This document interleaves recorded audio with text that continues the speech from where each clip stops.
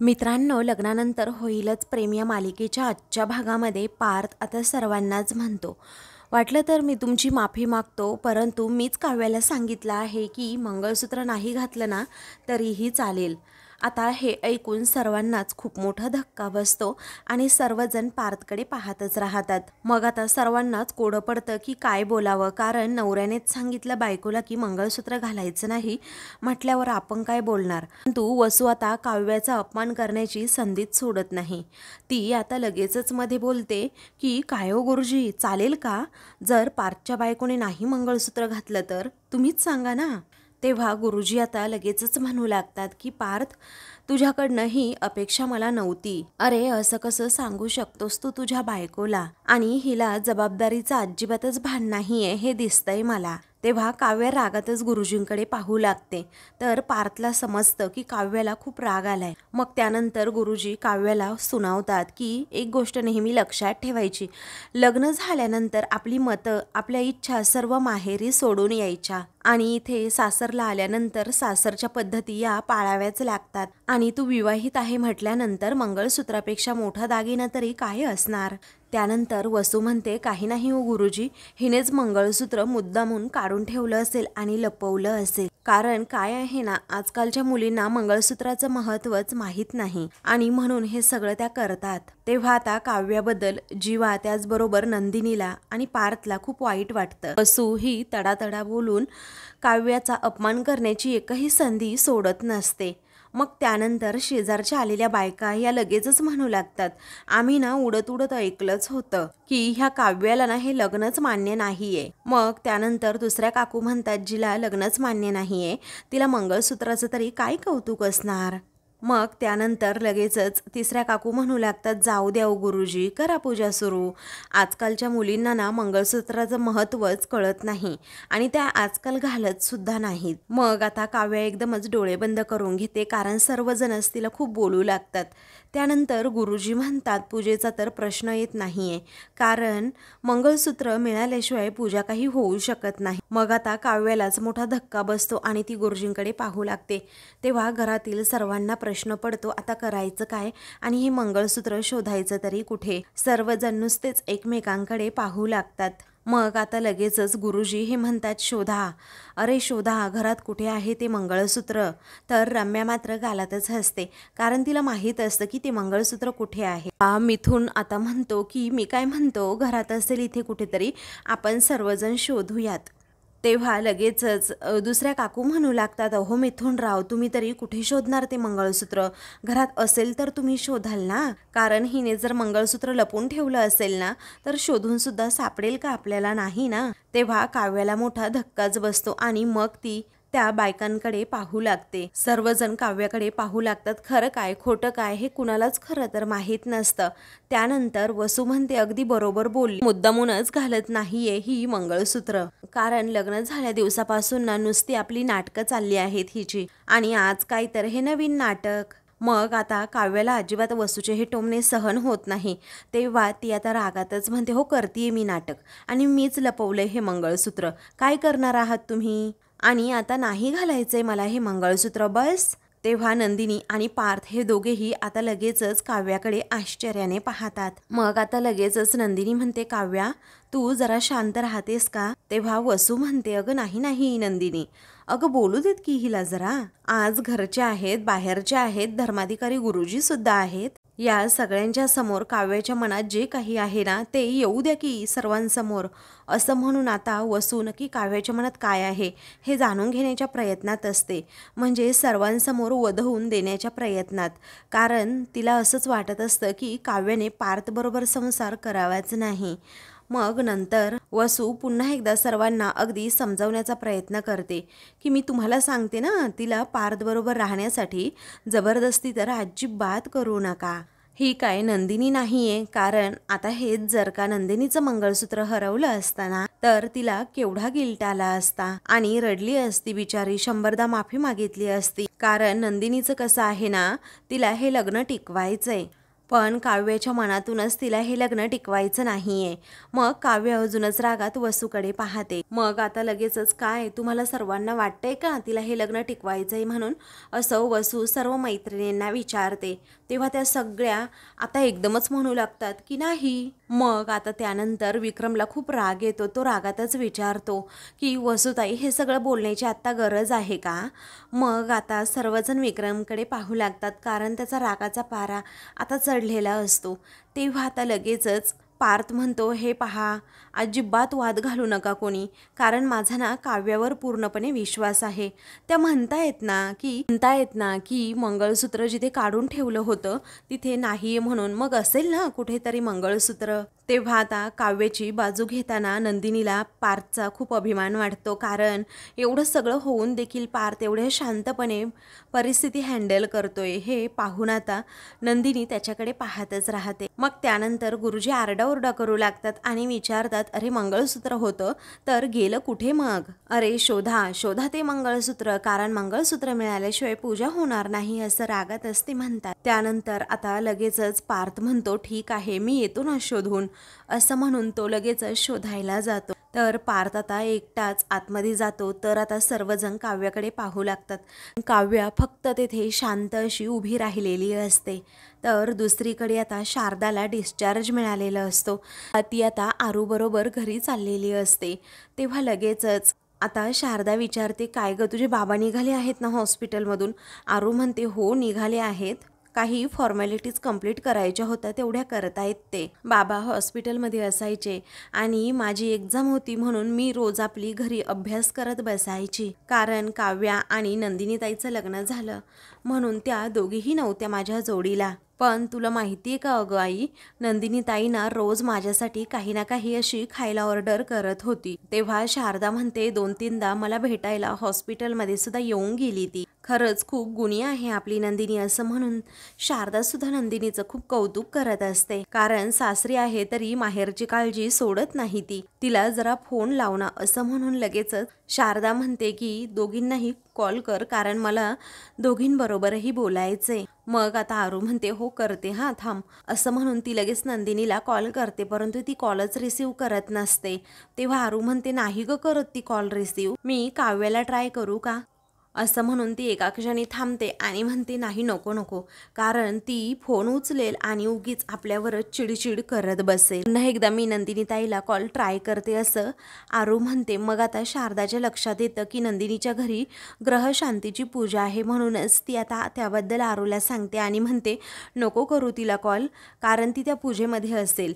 तेव्हा पूजा सिरियसली, असं आरू विचारते. अगं आई, जबरदस्तीने लावलेली लग्न ग्रहशांती करून नीट होईल असं वाटतं का तुला. मग आता शारदा म्हणते, आरूशी चांगल्या कामामध्ये अभद्र बोलून अडथळा आणायचा नसतो.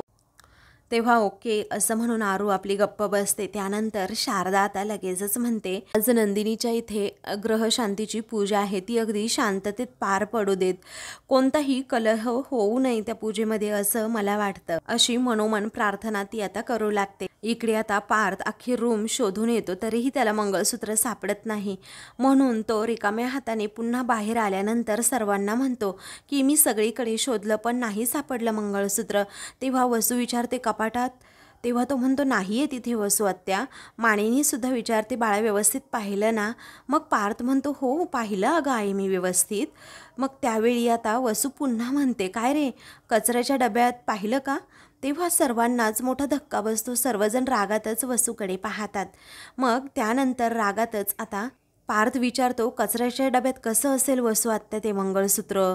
मग आता काव्या आणि नंदिनी देखील रागातच वसू आत्याकडे पाहतात. तेव्हा आता सॉरी, अरे म्हणजे मला असं म्हणायचं नव्हतं, आसपास तिथे कुठे पडलं आहे का हे बघ. तेव्हा तिथेही कुठे नाही आहे, सांगितलं ना, असं म्हणून आता पार्थ वसूचं तोंड गप्प करतो. मग त्यानंतर मानिनी म्हणते, काव्या बाळा मला एक सांग, हे बघ तू म्हणाली होती की आंघोळीला जाताना काढून ठेवलं होतं, मग तेथे बाथरूममध्ये वगैरे आहे का. तेव्हा काव्या काहीच बोलत नाही. तर पार्थ म्हणतो, तेथेही नाही आहे. मग आता वसू म्हणते, काव्या अगं बाळा नीट आठव, कुठं ठेवलं होतंस तू ते मंगळसूत्र. तेव्हा आता काव्या रागातच म्हणते, मला जेवढं आठवत होतं ना तेवढं मी सांगितलंय. तुम्हाला माझ्यावर विश्वास ठेवायचा असेल तर ठेवा आणि नाही ठेवायचं तर नका ठेवू, असं म्हणून काव्या स्पष्टपणे तिचं मत मांडते. गुरुजी तर अवाक होऊन काव्याकडे पाहतच राहतात, कारण ही एवढी सरळ आणि स्पष्टपणे कशी बोलू शकते हाच गुरुजींना प्रश्न पडतो. मग आता त्यानंतर विक्रम विचारतो, गुरुजी बरं आता तुम्हीच सांगा करायचं काय. मग आता गुरुजी रागात म्हणतात, काय करायचं हे तुम्ही मलाच विचारताय. अहो देवाला सोन्या मोत्यांच्या दागिन्यांची अपेक्षा नसते, त्या सोन्याच्या वाट्याही नको असतात. साधा केळीच्या पानावर श्रद्धेने वाढलेला प्रसादाचा शिराही पुरतो त्याला. आणि मी इथे पाहतो इथे सगळं काही आहे, फक्त श्रद्धेचा अभाव आहे. ज्या घरामध्ये आपल्या प्रथांबद्दल रीतिरिवाजांबद्दल आस्था नाहीये त्या घरामध्ये मी पाणी सुद्धा पित नसतो, असं म्हणून गुरुजी आता आपला निर्णय सांगतात. तेव्हा आता सर्वांनाच मोठा धक्का बसतो, कारण गुरुजी सुद्धा आता अगदी टोकाचंच निर्णय घेतात. त्यामुळे सर्वजण कोड्यातच पडतात. त्यानंतर तुमच्या पूजेसाठी मी दुसरी एखादी व्यवस्था करतो, आता निघतो मी, असं म्हणून गुरुजी जायला निघतात. तेव्हा काव्य आता म्हणते, थांबा गुरुजी. तेव्हा तिच्या डोळ्यात पाणी येतं आणि ती म्हणते, गुरुजी प्लीज असं निघून जाऊ नका. हे पहा, माझ्यामुळे कुणाला त्रास व्हावा किंवा हे कार्य आहे ना ते अर्धवट राहावं असं हेतू नाही आहे माझा, असं मला अजिबात वाटतच नाही आहे. अहो तुम्हाला माझ्यामुळे प्रॉब्लेम आहे, पण गेले काही दिवस माझ्या आजूबाजूला जे काही चाललंय त्या सगळ्याच गोष्टींचा मला प्रॉब्लेम आहे. अहो तुम्हाला रीत जपली नाही म्हणून त्रास होतोय आणि मला फक्त रीतच जपली गेली आहे, माणसांची मनं जपली गेली नाहीये याचाच त्रास होतोय. कारण माझी काय अवस्था आहे ना माझं मलाच माहीत.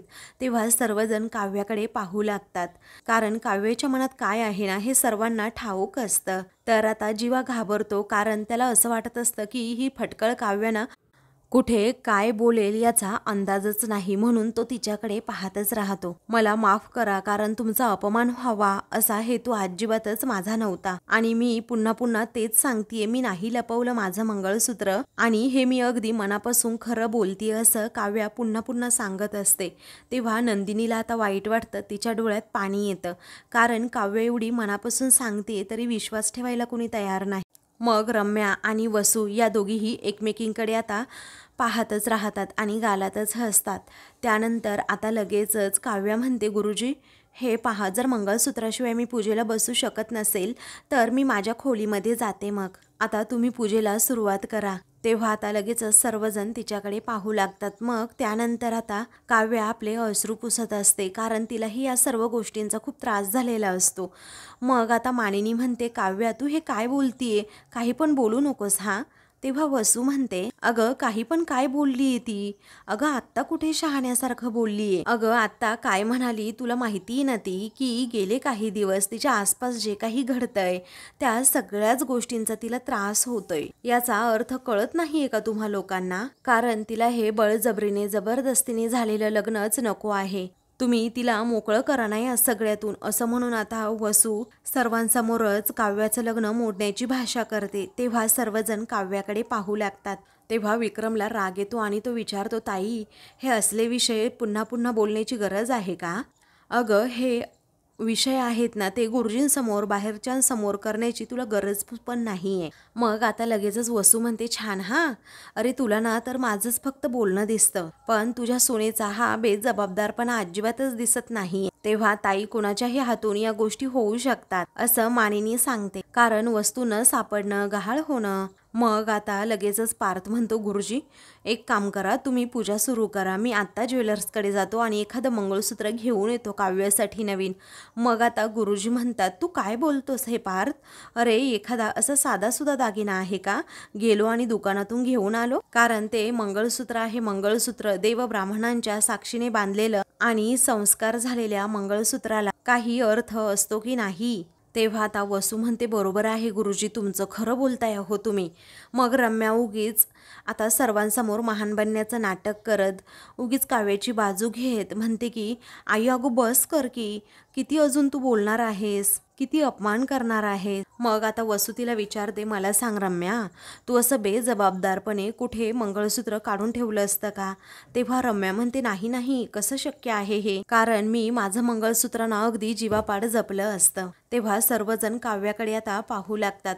मग आता वसू म्हणते, बघितलं, यालाच म्हणतात संस्कार. आणि काव्या, तुझ्या संस्कारांबद्दल बोलणार नाहीये मी, पण काय आहे ना बाळा, अरे जर का तुला तुझं पार्थ बरोबर झालेलं लग्न मान्य नाहीये तर स्पष्टपणे सांगून टाकायचंस ना तू सर्वांना. तेव्हा आता सर्वांना मोठा धक्काच बसतो की वसू आता हे काय बोलायला लागली आणि त्यासाठी एवढ्या पवित्र दागिन्याचा अपमान करण्याची गरजच काय आहे असं आता वसू विचारते. कारण तुला तुझा मुद्दा पोहोचवायचा होता ना, तो आता पोहोचला. आता ना त्याची सर्वांनी दखल सुद्धा घेतली आहे. तेव्हा काव्या पार्थकडे पाहतच राहते. मग आता नंदिनी आत्याला रागातच म्हणते, आत्या तुम्ही काहीही काय बोलताय, आमची काव्या अशी नाहीये. आणि घरात एवढ्या मोठ्या व्यक्ती आलेल्या असताना मुद्दामच आपल्या प्रॉब्लेमचा दिखावा करणाऱ्यातली माझी काव्या नाहीये. आणि फक्त आपला मुद्दा सिद्ध व्हावा म्हणून चार चौघामध्ये घरातल्या माणसांची अब्रू पणाला लावणं अशी सुद्धा नाही येती. आणि तसंच असताना तर स्वतःचं सुख लाथाडून ती पार्थसोबत लग्नाला उभी राहिलीच नसती. मग आता लगेचच सर्वजण काव्याकडे पाहू लागतात, कारण नंदिनी जे बोलतीये ना त्यामध्ये तथ्य असतं. पण वसू आता उगीच वेगळा मुद्दा काढत म्हणते, हे तू बोलतीये, तिला बोलू देत ना हे, कारण तिला जर हे लग्न मान्य नसेल तर स्पष्टपणे सांगू देत की तिला. असं म्हणून पुन्हा पुन्हा तोच विषय उकरत वसू म्हणते, तुला जर का हे लग्न मान्य नसेल ना काव्या, आत्ताच सर्वांसमोर स्पष्टपणे सांग, म्हणजे सर्वांना क्लिअर होईल काय आहे ते. अगं सांगून टाक, तुला ही शेवटची संधी आहे की तुला हे लग्न नको आहे, असं वसू पुन्हा पुन्हा काव्याच्या मनात भरवण्याचा प्रयत्न करते. तर काव्य अगदी रडकुंडीलाच येते, तिला काय बोलावं सुचत नाही. विचार करण्या इतपत सुद्धा आता तिच्याकडे वेळ नसतो. तेव्हा सर्वजण आता काव्याकडे पाहतच राहतात आणि वसूकडे पण रागात पाहू लागतात. जीवाला तर आता खूप राग आलेला असतो, कारण वसू सततच तिच्या मनात तसं भरवत असते. मग आता वसू पुन्हा पुन्हा म्हणू लागते, अगं काव्या बोल ग, तुझ्या मनात नक्की काय आहे, अगं सांग ना, बोल लवकर, मोकळी हो काव्या, काय आहे तुझ्या मनात. मग आता काव्य अगदी रडकुंडीलाच येते, तिला काय सांगावं काय बोलावं हे कळत नाही.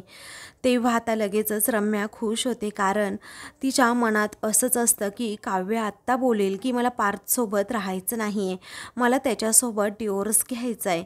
मग आता लगेचच मानिनी ही वसूला विचारते, काय हो ताई, तुमचं काय चाललंय, अहो जरा शांत बसा ताई ताई, कारण ती त्याबद्दल तर काहीच बोलत नाही आहे आणि ती शांत आहे म्हटल्यावर तुम्हाला काही गोष्टी कळायला नकोत का, तुम्ही त्या निर्णयापर्यंत तिला असं सारखं सारखं सांगून ढकलतायत का. मग आता विक्रमसुद्धा चिडूनच म्हणतो, ताई मी तुला पुन्हा एकदा सांगतोय, काव्याने काय करायचं काय नाही करायचं याची चर्चा तू चार चौघात नको ना करूस, काय गरज आहे का त्याची, सांग बरं.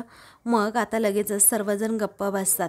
शेजारच्या ज्या बायका आलेल्या असतात त्यातीलच एक काकू म्हणते, अहो तुम्ही कितीही लपवालपवी करा पण सर्वांना सर्व माहीत आहे. अहो कानावर आल्या होत्या या गोष्टी, परंतु त्या 100% खऱ्या आहेत ना, ते आजच दिसलं. मग आता ह्या अशा मुली घरात आल्यानंतर घराचं कोर्ट होतंच असं आता लगेचच त्या काकू म्हणतात. तेव्हा सर्वजण आता त्या बायकांकडे रागातच पाहू लागतात, कारण ह्या कुठला विषय कुठे आता ताणायला लागल्या हे कुणालाच काही कळत नाही. मग आता वसू म्हणते, तुम्ही जरा गप्प बसताय का हो, असं म्हणून ती काव्याला म्हणते की तू कुणाचं काही ऐकू नकोस, कारण तुझं मन तुला आत्ता सध्या काय सांगतंय ना तेच तू कर आणि त्याप्रमाणेच वाग. अगं तरच तुला तुझ्या पसंतीच्या मुलाशी आणि पार्थला त्याच्यावर प्रेम करणाऱ्या मुलीशी लग्न करता येईल. तेव्हा आता सर्वांनाच मोठा धक्का बसतो. नंदिनी पार्थ एकमेकांकडे पाहतात तर जीवा नंदिनीकडे पाहतो. वसूचं हे फटकळ बोलणं कुणालाच आवडत नसतं. मग आता वसू पुन्हा पुन्हा काव्याच्या मनात हेच भरवण्याचा प्रयत्न करते की अगं तू लग्न मोड हे. मग आता काव्य एकदमच गप्प होते, तिला काय बोलावं कुणासमोर काहीच कळत नाही. तर वसू पुन्हा पुन्हा तिला तिचा निर्णय काय आहे ना हे विचारण्याच्या प्रयत्नात असते. तर रम्या खुश असते, कारण तिला आत्ता या क्षणी असं वाटत असतं की पार्थबरोबर काव्याने एकदा का डिवोर्स घेतला मग माझं लगेच पार्थबरोबर लग्न होईल. तर आता सारखीच वसू प्रेशराईज करत असते. ते पाहून आता नंदिनी ही खूपच चिडते आणि वसूला म्हणते, तुम्ही काव्याला प्रेशर का टाकताय, तुम्ही तिला त्या निर्णयापर्यंत का पोहोचवताय, मला कळतच नाही. मग आता वसू म्हणते, गप्प बस ग नंदिनी, तिला तिचा निर्णय काय आहे तर सांगू दे ना एकदाचं, तिला मोकळं होऊ दे ना जरा. मग आता काव्या तरीही काही बोलत नसते, एकदम गप्प असते. त्यानंतर वसू सारखी सारखी तिला फोर्स करू लागते. तेव्हा आता काव्या डोळे बंद करून घेते आणि तिला त्या लग्नाचे सर्व प्रसंग आठवतात की कसं जबरदस्तीने माझं आणि पार्थचं लग्न झालंय. त्यानंतर जीवा म्हणत होता की चल आपण बाहेर सर्वांना सांगू की आपलं एकमेकांवर प्रेम आहे म्हणून, पण तेव्हा मी माघार घेतली, परंतु आत्ता नाही घेणार. मग आता असं म्हणून काव्या एकदमच डोळे उघडते आणि आपला निर्णय सांगते, हो मला नाही टिकवायचं आहे हे लग्न, मी या लग्नामुळे खुश नाही आहे. असं म्हणून काव्या तिचा निर्णय जेव्हा सांगते ना, तेव्हा सर्वांच्या पायाखालची जमीन सरकते. वसू, मंजू त्याचबरोबर रम्या खूपच खुश होतात. तर आता मित्रांनो, पुढील भागामध्ये काव्या ही गुरुजींना प्रश्न करते की मला एक सांगा गुरुजी, कुठल्या तरी भलत्याच व्यक्तीने माझ्या आयुष्यात येऊन माझं नशीब बदलवून टाकलं, त्याला आपण ओके कसं म्हणू शकतो, असं बदललेलं नशीब, बदललेलं नातं मला मान्यच नसेल तर मग. तर आता गुरुजी आणि घरातील सर्वजण काव्याकडे पाहू लागतात. तर आता दुसरीकडे नंदिनी ही आता रम्याला विचारते, काय ग काव्याचं हरवलेलं मंगळसूत्र पावलंस का. तेव्हा रम्या घाबरतच म्हणते, काही पण काय बोलतीये. मग आता रम्या तिथून जाऊ लागते. नंदिनी तिचा हात पकडत म्हणते, काय घाबरलीस का, अगं तू काव्या आणि पार्थचं लग्न मोडण्याचे लाख प्रयत्न करशील, तू काव्या माझी धाकटी बहीण आहे आणि तिच्यासाठी अगदी साऱ्या जगाविरुद्ध लढायला मी तयार आहे. तेव्हा रम्या घाबरते. अशाच मालिकेंचे पुढील भाग पाहण्यासाठी चॅनलला सबस्क्राईब करा.